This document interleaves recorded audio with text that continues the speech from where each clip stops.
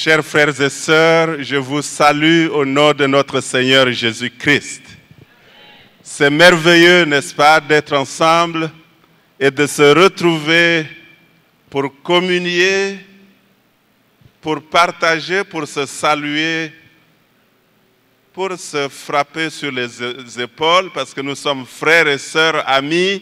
Il n'y a pas de clivage entre nous. Il n'y a pas quelqu'un de plus important et quelqu'un de moins important.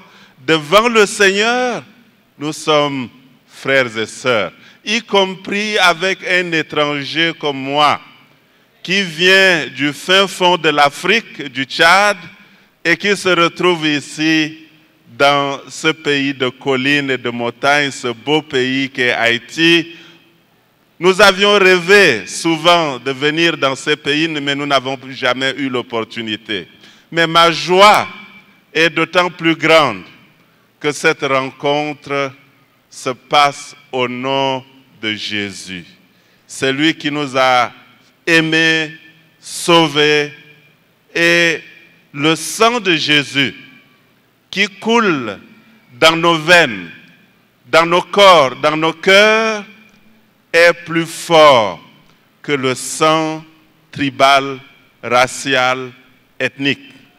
Que vous soyez noir, blanc, jaune, le sang de Jésus qui coule en vous est plus puissant que le sang de la race, que le sang de la tribu.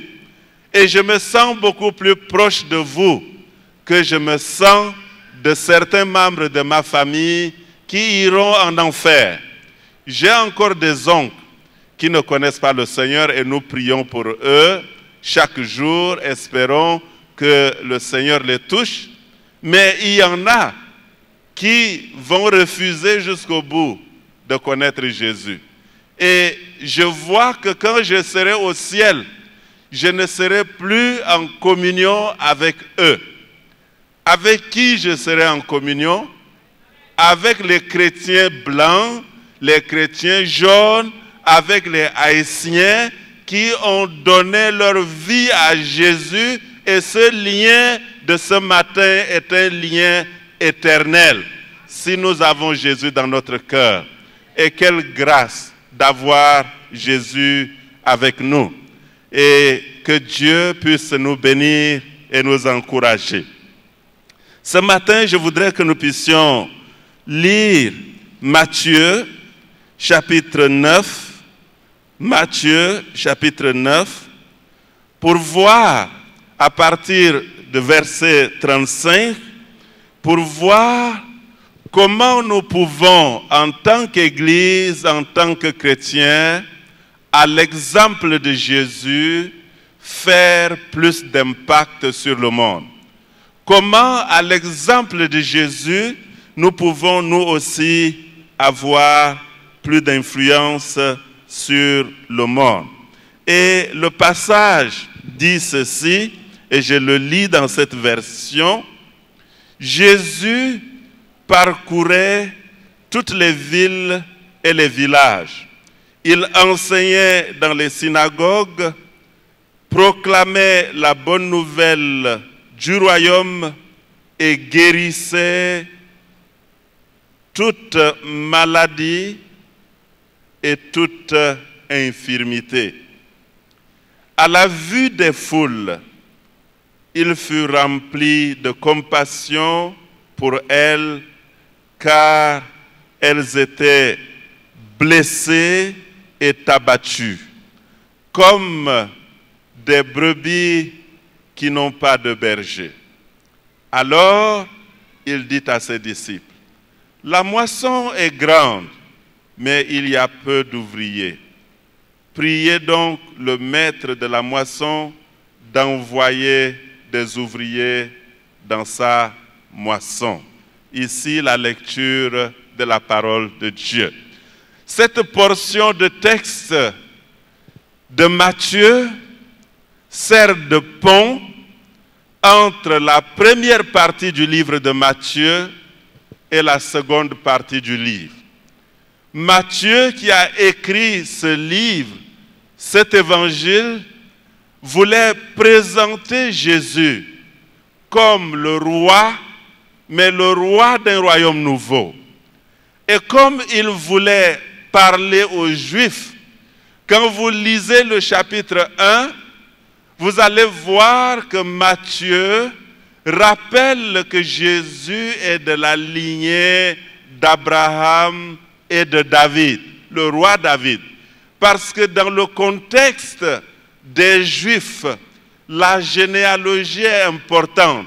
Il faut savoir d'où l'on vient. Il faut avoir une idée de ses ancêtres.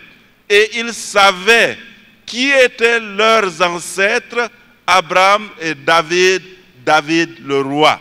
Mais l'autre but de Matthieu, en introduisant son livre, c'est de montrer que Jésus, qui est de la descendance d'Abraham et surtout de David, a une royauté plus grande que la royauté de David. Et d'ailleurs, la royauté de David n'a de sens réel que par rapport à ce royaume nouveau que Jésus est venu inaugurer. Et c'est pourquoi, après la tentation dans le désert, Jésus va commencer son ministère, Matthieu chapitre 5, en rappelant les lois du royaume nouveau. Béni soit ceci, béni soit cela.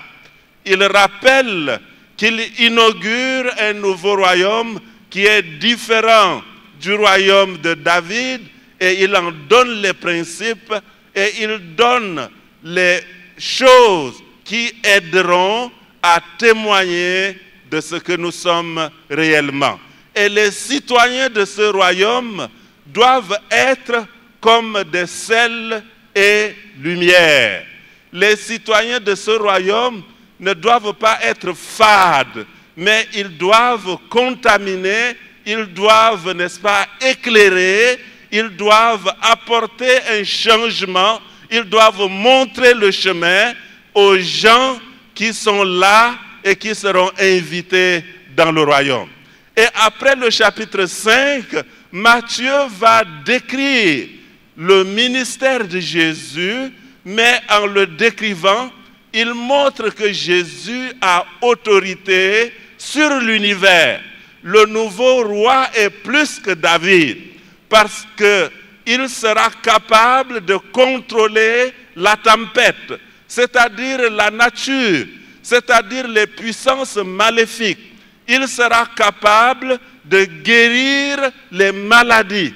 Et c'est de cette façon que Matthieu introduit Jésus comme le roi de l'univers, et il règne sur tout, il règne sur la nature, il règne sur les hommes, il règne sur les femmes, il règne sur les maladies, il règne sur le vaudou. Les vaudous ne peuvent rien contre lui. Et bien plus, dans cette section du chapitre 5 au chapitre 9,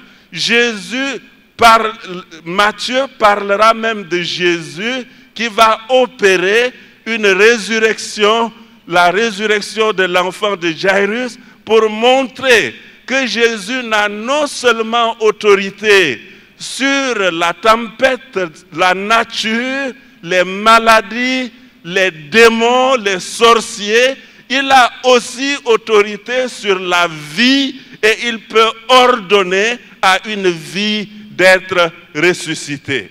Quel privilège, chers frères et sœurs, de voir ce Jésus, et c'est de ce Jésus dont nous parlons et c'est son exemple que nous voulons méditer ce matin.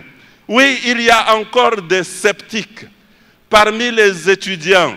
Nous travaillons au milieu des étudiants et nous rencontrons tant de sceptiques qui ne croient pas à la puissance de Jésus, qui ne croient pas que Jésus a toujours autorité sur la nature, sur le cosmos et sur la vie. Et moi, je leur dis, frères et sœurs, vous ne comprenez pas ce que vous dites.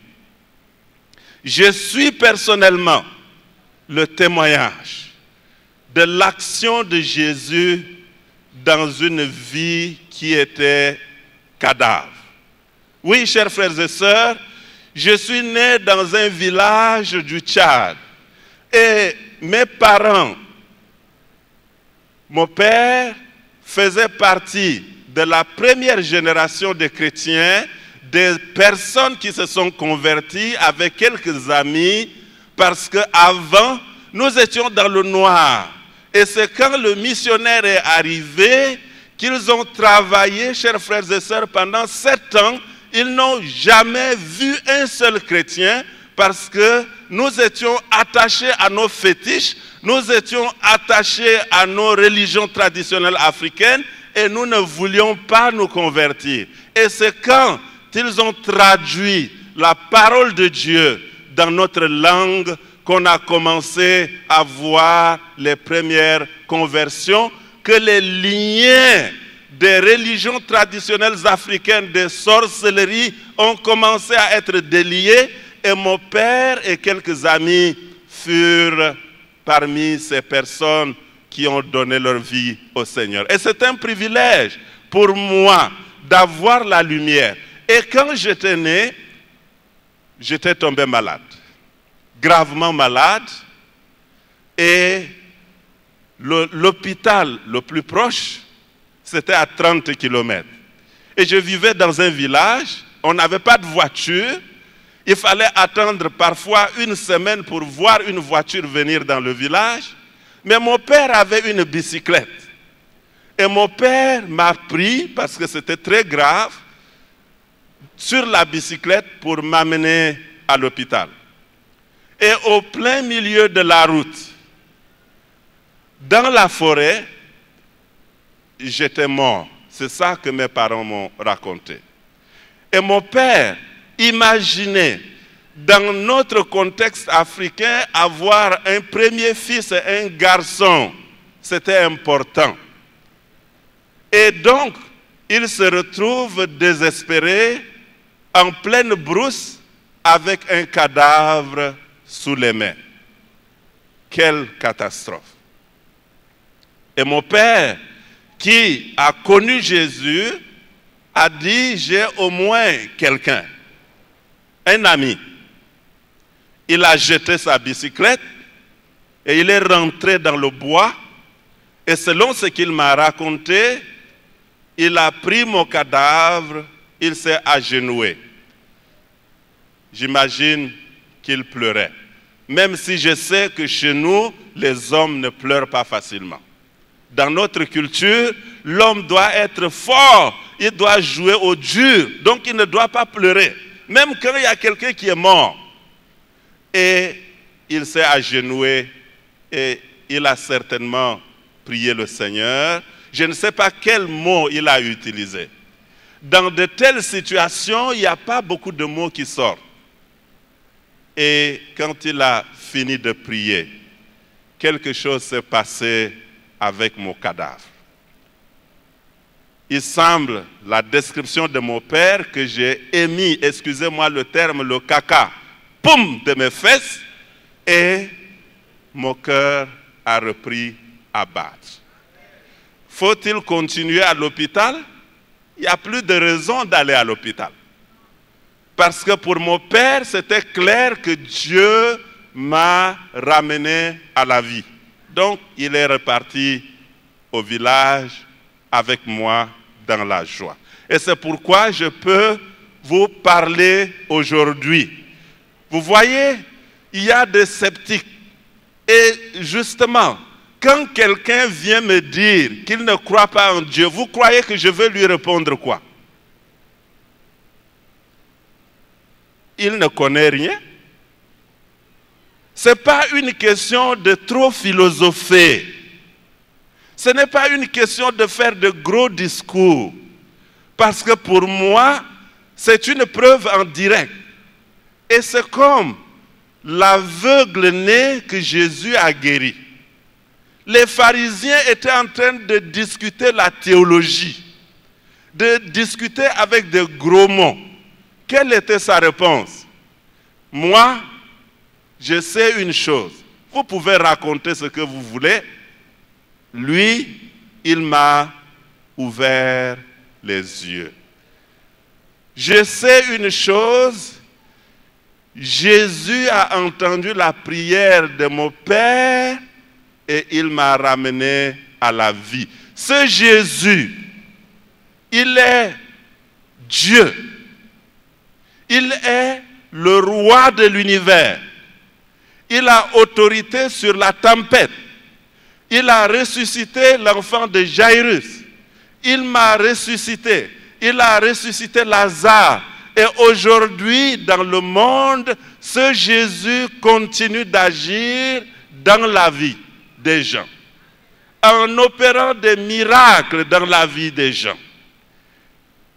Plus que ça, son but n'est pas de me donner la vie qui a une durée limitée. Je vais mourir. Je ne sais pas combien de temps je vais vivre encore. Mais ce que Jésus m'a donné de plus fort, c'est la vie éternelle qui ne sera plus jamais détruite. Et c'est ce qu'il donne à chacun de nous. Et c'est pour ça qu'il est venu, le Fils de Dieu, qui quitte sa gloire pour nous servir. Le patron des patrons, le roi des rois, qui descend pour nous servir. Et le texte dit, ce Jésus parcourait toutes les villes, tous les villages et enseignait et prêchait. Oui, ce Jésus nous aime tellement qu'il ne reste pas sur place. Il va à notre recherche. Il le fait à pied. À cette époque, il n'y avait pas d'avion. Il n'y avait pas de bicyclette. Il fallait marcher ou il fallait aller à dos d'âne. Et les villages n'étaient pas si proches. Il y avait des dangers sur la route. Il y avait des coupeurs de route. Mais ce Jésus-là, parce qu'il nous aime, il n'a fait que bouger de ville en ville, de village en village. Chers frères et sœurs, la première leçon, c'est que nous ne pouvons pas avoir un impact sur la vie des gens si nous sommes immobiles. Si nous nous contentons de nous réjouir des chants de notre groupe musical, de notre chorale et de l'église, nous ne pouvons pas avoir un impact sur les gens si nous ne faisons pas comme Jésus pour aller là où les gens se trouvent, pour aller dans les villages. Je viens d'Afrique et j'ai constaté par exemple que les chrétiens, rares sont ceux qui veulent aller dans les villages pour évangéliser. Parce que là-bas, il n'y a pas de courant d'électricité, il n'y a pas d'eau courante, c'est difficile, ils ne sont pas civilisés, il y a des moustiques qui vous piquent. On préfère rester dans les villes, là où il y a l'argent. Mais Jésus ne se contentait pas de rester seulement dans les villes, il allait partout. Les villes ont besoin de Jésus, les villages ont besoin de Jésus, et Jésus allait rencontrer les gens. De même, si nous voulons que l'œuvre de Jésus qu'il nous a confiée ait un impact, nous devons aller. Et l'Église ne doit être que comme un hôpital pour nous ressourcer, pour nous soigner et que nous puissions aller dans nos services à l'université et partout. Et dans la semaine, nous rencontrons plus de personnes que quand nous venons à l'église. Parce que dans notre travail, il y a plus de gens qui sont là-bas qui ne viendront jamais ici. Nous devons aller à leur rencontre. Nous ne devons pas rester seulement ici.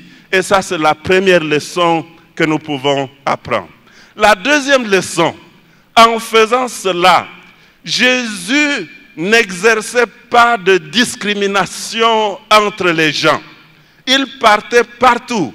peu importe ton statut social, peu importe ton âge, peu importe l'argent que tu possèdes, Jésus allait rencontrer et de cette façon, il unissait ceux qui le suivent.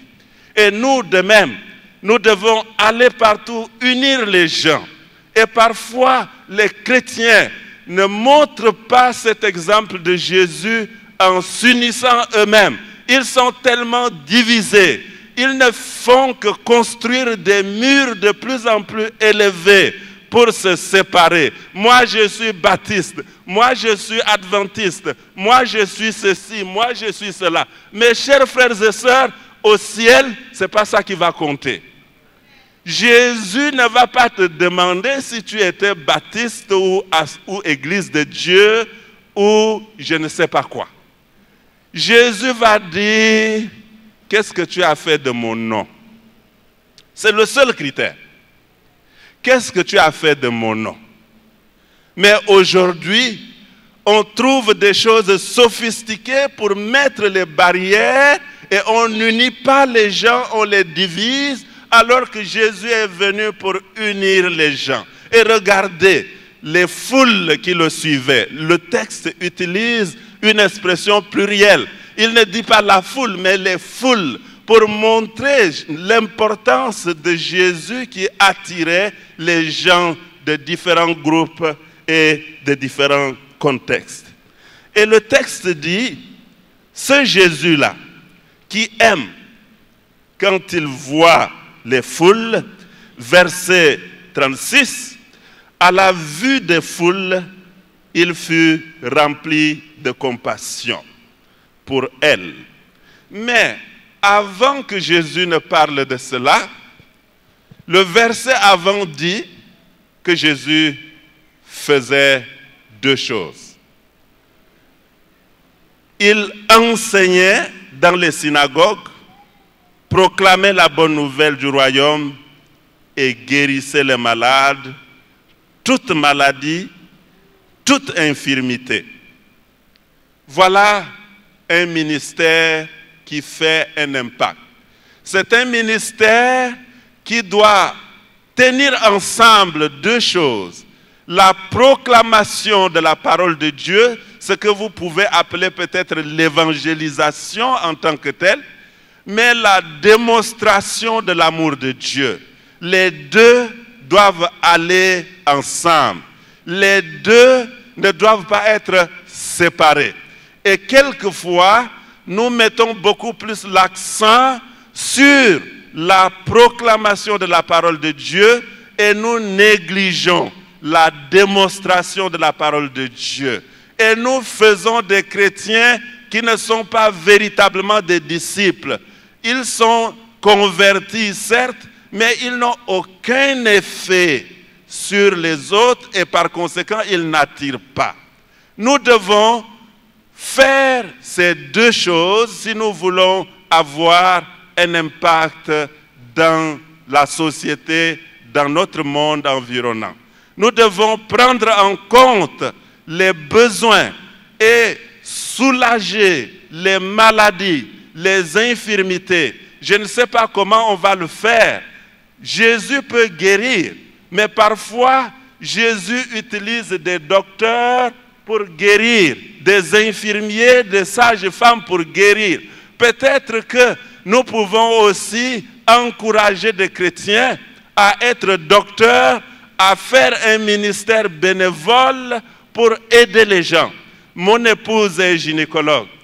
Elle vivait, quand nous vivions en Afrique, elle s'est rendue compte qu'il y a une catégorie de femmes pauvres qui ne pouvaient jamais voir un spécialiste. Parce que c'était cher. Les spécialistes, la consultation coûte plus cher que le médecin généraliste.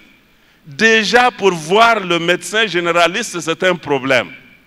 Mais pour voir le spécialiste, ça demande encore plus d'argent. Mais elle a dit, moi, je veux recevoir ces femmes. Elles aussi, elles ont le droit de voir un spécialiste. Et même dans certaines cliniques où elle faisait la vocation, dans certaines de ces cliniques, elle leur a dit la part qui devait me revenir. Si je consulte une patiente, moi je ne veux pas prendre ça. Comme ça, je peux consulter au moins une fois par semaine les femmes qui sont pauvres et qui ne peuvent pas payer. C'est ça une illustration, un exemple de ce que nous pouvons faire. Si nous ne pouvons pas avoir une guérison, Dieu peut nous utiliser pour amener la guérison. Certains de nos médecins sont très gourmands même en tant que chrétiens. Ils ne pensent qu'à l'argent. Mais Dieu veut que nous puissions voir au-delà du gain et de l'enrichissement personnel, le service que nous devons rendre au peuple qu'il nous a confié. Et c'est ça que Jésus faisait. Et parfois, nous pouvons prier et les malades vont être guéris. Les deux doivent aller ensemble. Le ministère de Jésus est un ministère qui se démontre.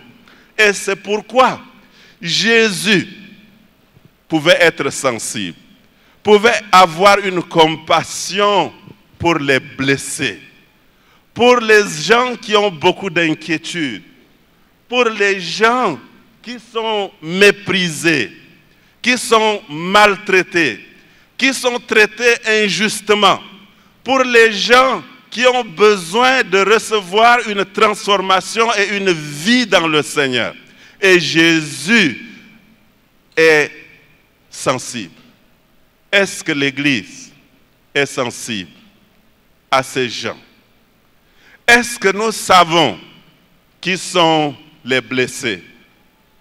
Les gens qui ont des inquiétudes autour de nous. Quand vous sortez dans la ville, quand vous allez sortir de l'église, est-ce que vous êtes touchés par ces enfants de la rue qui n'ont pas où aller?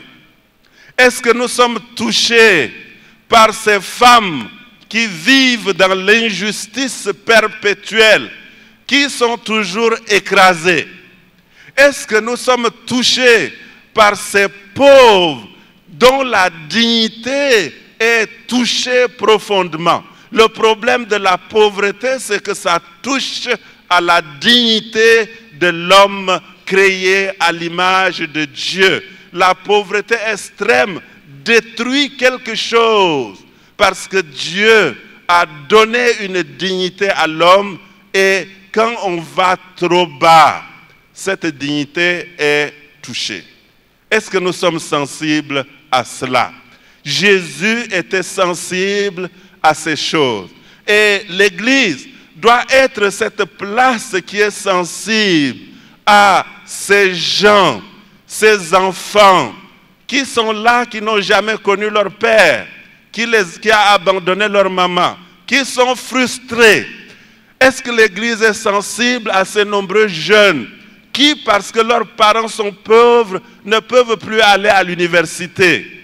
Est-ce que nous sommes sensibles à cela? Et le texte dit que leur situation ressemble à la situation des brebis qui sont sans berger. Et dans beaucoup de nos pays, la situation de nos populations ressemble à la situation des brebis sans berger. Et ici, Jésus aborde le cœur d'un problème fondamental qui est celui du leadership. Le leadership qui devrait prendre en compte le besoin des gens, donner une vision aux gens, servir les gens, c'est perverti parce que ici, Jésus ne dit pas qu'il n'y a pas de berger. Il dit qu'ils sont seulement comme des gens sans berger. Et en fait, quand vous lisez le texte, ces peuples avaient des bergers. Il y avait des pharisiens, des docteurs de la loi qui les dirigeaient. Mais ces responsables étaient pervertis, corrompus. Ils se servaient eux-mêmes, ils se remplissaient les poches. Ils voulaient attirer la gloire sur eux et ils ne servaient pas. Et c'est pourquoi ces gens sont comme cela. De la même façon, nos pays souvent sont gouvernés par des dirigeants qui sont préoccupés par autre chose, pas nécessairement pour changer la situation de nos populations, construire les écoles, avoir de nouvelles capacités pour créer des choses, mettre les jeunes au travail, et cela fait mal à Jésus. Et Jésus veut que cela nous fasse mal, nous aussi, chers frères et sœurs, et que nous puissions faire quelque chose. Ce que les dirigeants, les faux dirigeants ne font pas. L'Église doit être une société alternative qui offre un modèle différent, qui prend en compte les besoins des gens. Et cela fait partie intégrante de la mission que Jésus nous a confiée. Et quand Jésus regarde ça, qu'est-ce qu'il dit à ses disciples? J'imagine que le ton était grave. La moisson est grande, mais il n'y a pas d'ouvriers, assez d'ouvriers. Mais ce qui est important dans ce passage, c'est de voir que Jésus ne s'arrête pas à voir les choses. Parce qu'il y a deux façons de voir les choses. Il y a la vue, la faculté des yeux. Je vois ma Bible. C'est comme quand vous avez une orange devant vous. Vous voyez l'orange. Vous voyez l'orange comme un fruit qu'on peut manger. Et c'est tout. Mais Jésus avait une autre façon de voir qui cette fois-ci est la vision et qui est la capacité du cœur. C'est vrai qu'il faut voir, qu'il faut entendre pour que le cœur soit mis en branle. Mais voir ne suffit pas. Et Jésus, lui, il avait plus que la vue, il avait une vision. Quand vous prenez une orange, quand vous n'avez que la vue, vous voyez l'orange comme quelque chose de prêt à manger, à sucer. Vous sucez, vous jetez. Mais quand vous avez une vision, au-delà du jus d'orange, vous avez la vision des graines que vous pouvez semer, qui vont grandir et produire 10, 20, 100 orangers, des milliers d'oranges. Et c'est ça que Jésus voit. En d'autres termes, dans un sens, il voit les jeunes de la rue. Il voit les pauvres. Mais dans sa vision du cœur, il voit plus qu'un jeune de la rue. Il voit un jeune de la rue qui peut devenir président de la République de votre pays. Il voit un jeune de la rue qui peut devenir docteur. Ce que Jésus voit et ce que la vision nous aide à voir, c'est ce qui n'est pas encore là, mais qui peut arriver. Et c'est ça qui est important. Ce qui n'est pas possible aujourd'hui avec Jésus peut devenir possible demain et même devenir la norme. Et c'est ça que Jésus voit. Et peut-être que quand vous sortez, vous avez le regard de la vue. Vous ne voyez pas dans ces jeunes mendiants un futur docteur, un futur pasteur de votre église, une future évangéliste, une future prédicatrice. Vous ne voyez pas ça. Et donc, vous ne pouvez pas dire la moisson est grande. Mais comme Jésus voit, il voit le résultat. Il voit la transformation qu'il va opérer. C'est pourquoi il dit que la moisson est grande. Et la moisson est grande dehors là-bas. Est-ce que vous pouvez voir comme Jésus, dans ces pauvres, un avenir? Dans ces enfants de la rue, un avenir si vous les éduquez. Si vous les amenez à connaître Jésus. Mais je voudrais aussi me tourner vers vous personnellement. Peut-être que vous aussi, sur vous-même, sur votre propre vie, vous vous voyez juste comme cette orange dont la peau sera jetée. Et Dieu, au nom de Jésus, veut que vous voyiez en vous-même une vision plus grande.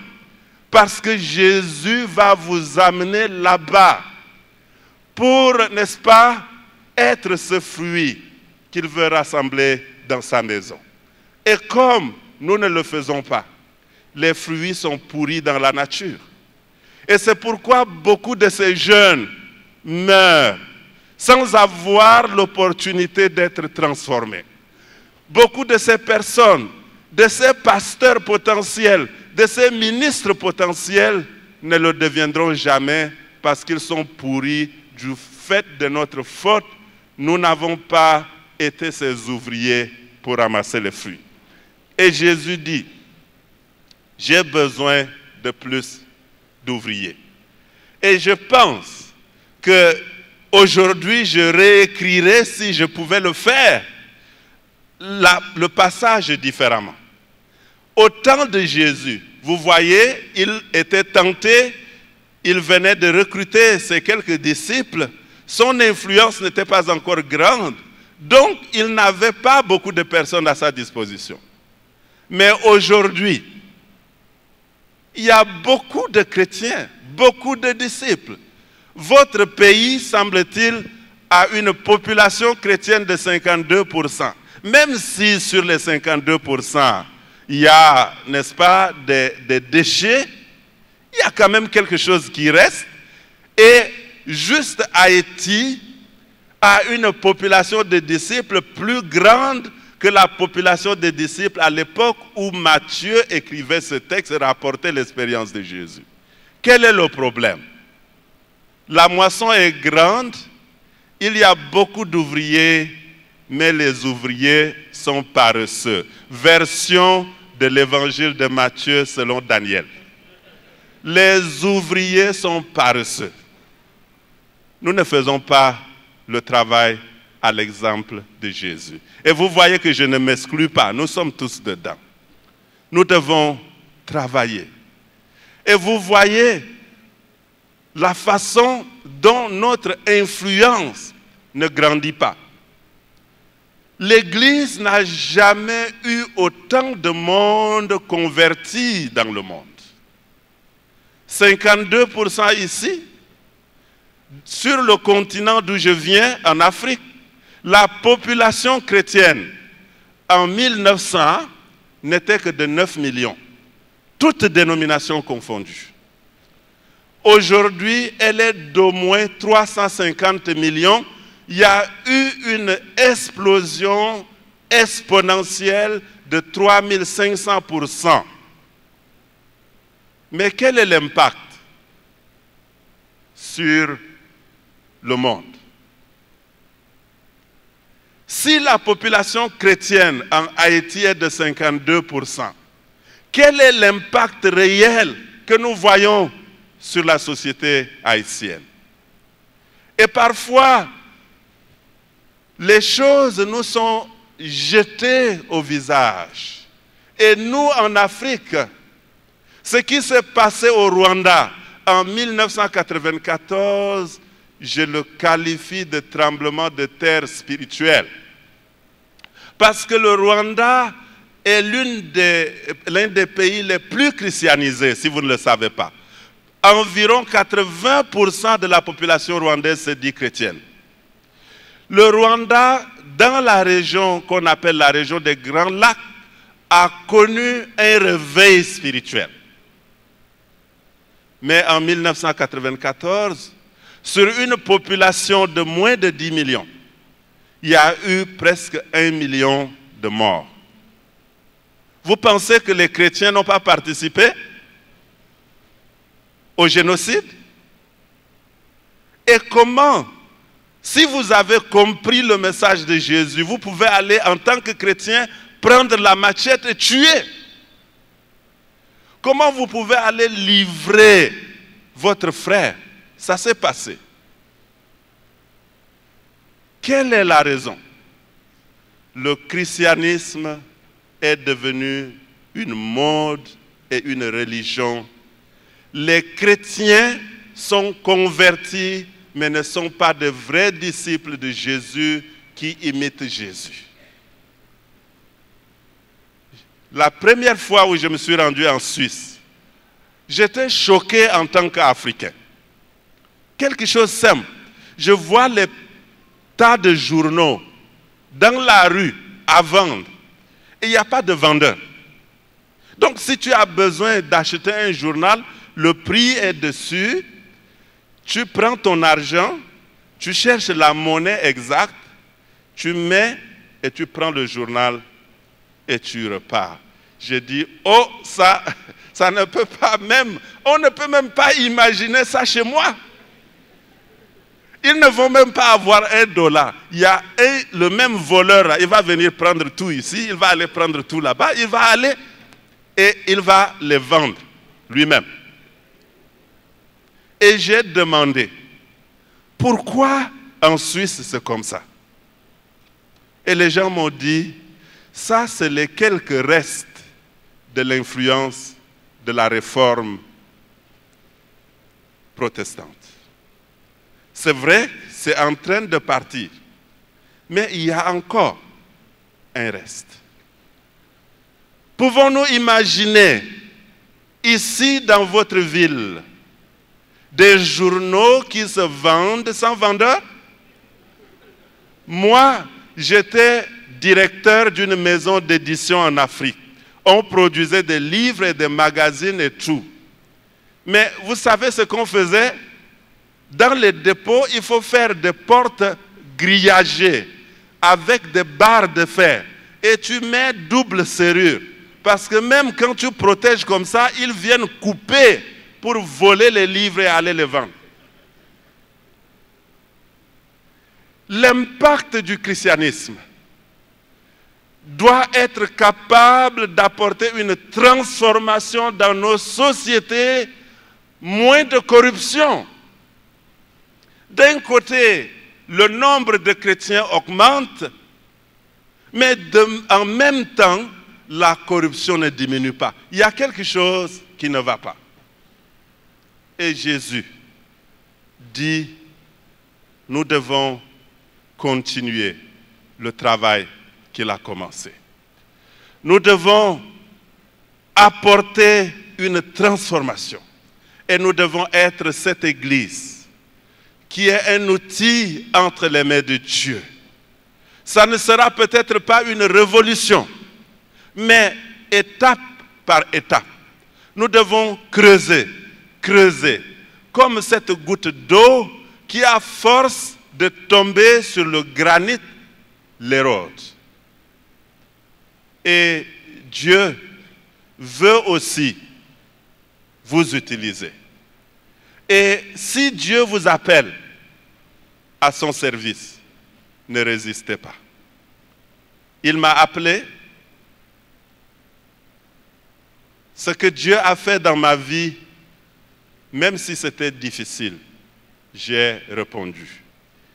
J'étais le seul docteur de mon village et dans toute ma région, le premier à avoir un doctorat. J'étais chercheur et j'étais l'aîné de ma famille.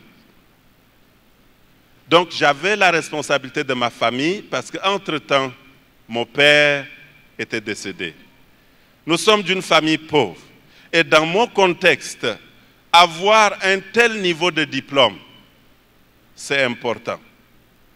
Et Dieu m'a dit un jour, Daniel, tu as été béni. Est-ce que tu peux venir servir les étudiants? Ce n'était pas facile pour moi.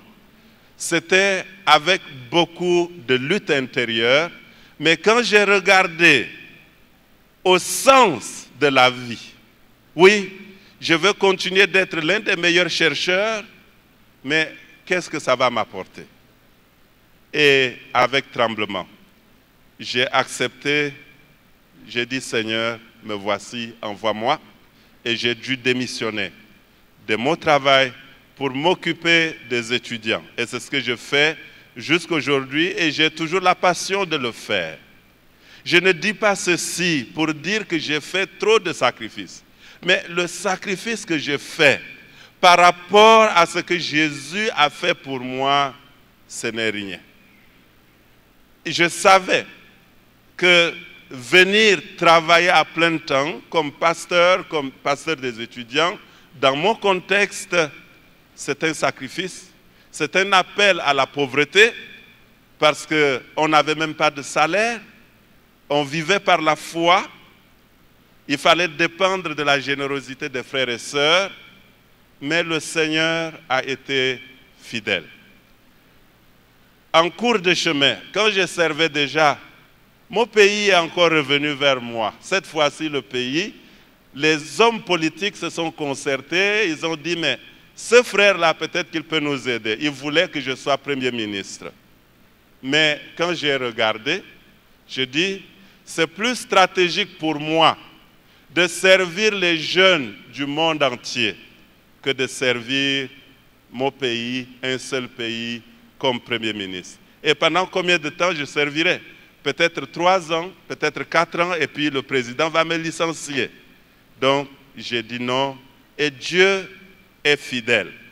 Et vous savez, la bénédiction que j'ai reçue, aujourd'hui, à cause de tout cet arrière-plan, j'ai l'opportunité même de parler avec certains présidents. Même au Suriname, d'où je viens de visiter, avec le frère Desmond, nous avons pu rencontrer le Premier ministre. Une fois, j'ai prêché au président du Nigeria. Une fois, j'ai parlé au président du Bénin. Donc Dieu m'a ouvert même plus de portes du ministère que je pouvais imaginer. Vous voyez, frère.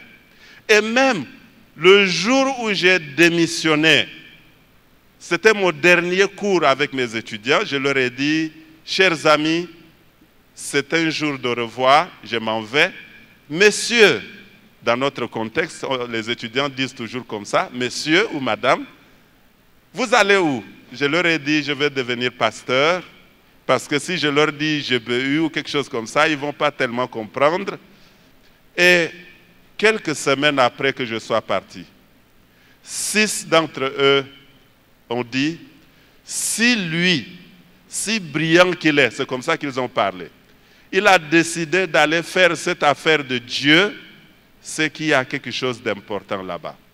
Ils ont décidé de donner leur vie au Seigneur.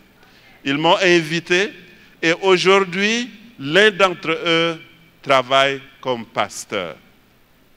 Et mon professeur, qui m'a encadré pour ma thèse de doctorat, donc c'est un professeur en biologie parce que je suis biologiste, avec des idées que vous pouvez imaginer.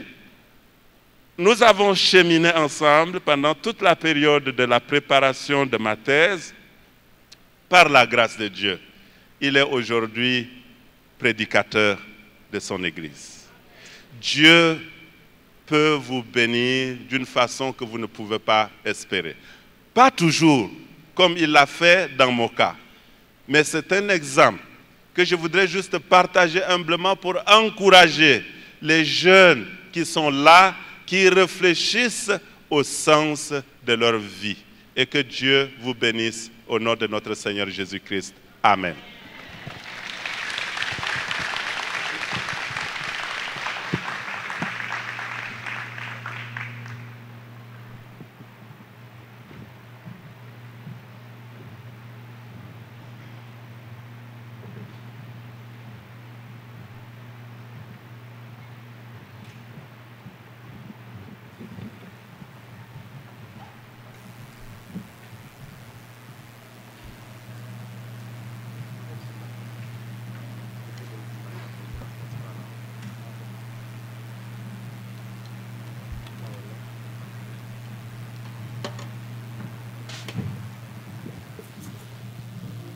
Nous bénissons Seigneur pour parole et nous sûrs que chacun de nous qui l'a nous joigne une parole de réconfort. Et bon Dieu voulait utiliser nous, il voulait rappeler nous ça. Mais invitez-nous camper avec nous pour nous chanter ça. Et que bon Dieu va continuer bénir, semaine nous. Tu m'as ébloui par tes mélodies. Tu m'entoures de chant d'amour, chant de délivrance devant mes ennemis. Toutes mes craintes s'enfuient. Dis ça encore. Tu m'as ébloui par tes mélodies. Tu m'entoures de chants d'amour, chants de délivrance devant mes ennemis. Toutes mes craintes s'enfuient. Je ne suis plus esclave de la peur. Je suis enfant de Dieu. Je ne suis plus esclave de la peur. Je suis Pendant on dit ça, pensez avec des filles qui devant. Je ne suis plus esclave de la peur. Je ne suis plus esclave de la peur. Avec autorité, dis ça. Je suis enfant de Dieu. Je ne suis plus esclave, non. Je ne suis plus esclave de la peur. Je suis enfant de Dieu.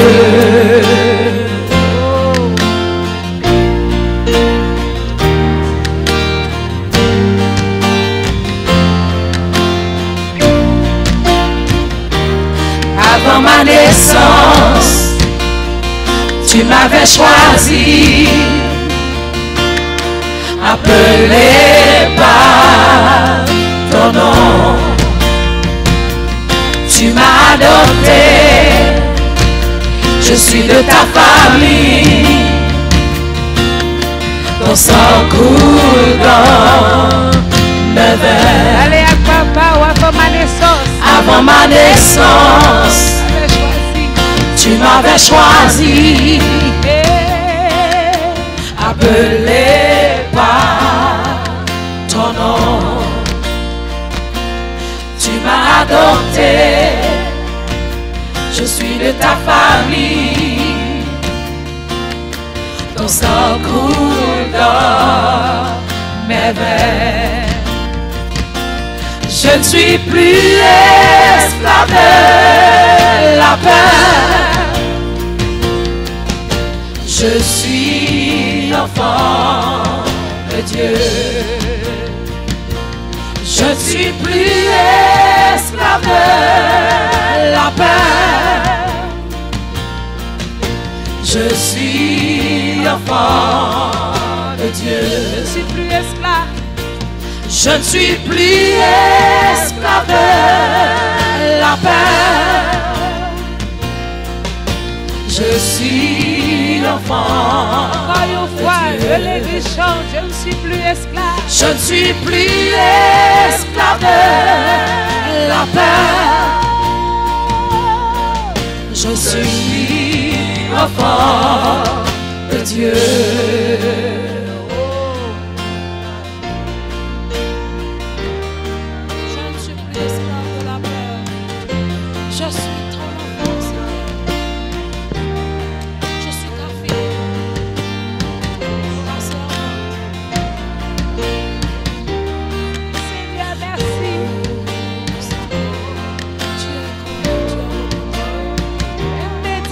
Parole, Seigneur, médite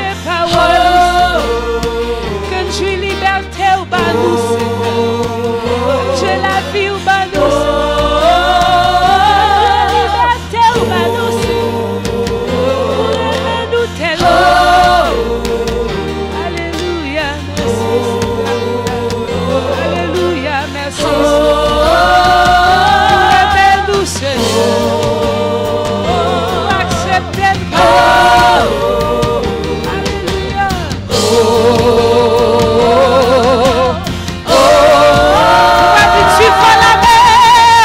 Tu fends la mer et je peux la traverser. Mes peurs se noient dans ton amour. Merci parce qu'on sauvé. Tu m'as sauvé, alors je peux chanter. Je suis enfant de Dieu. L'église chante, tu fends la mer. Tu fends la mer et je peux la traverser. Mes peurs se noient dans ton amour. Merci mon papa. Tu m'as sauvé, alors je peux chanter. Je suis enfant de Dieu. Je suis enfant de Dieu. Je suis enfant de Dieu. L'église chante. Je suis enfant de Dieu. Merci Seigneur. Je suis enfant de Dieu. Je suis enfant de Dieu.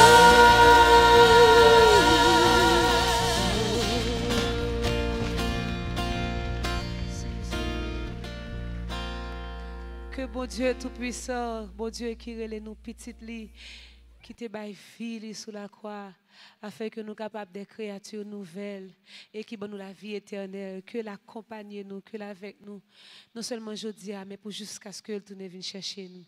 Allez en paix, que bon Dieu bénisse. Amen.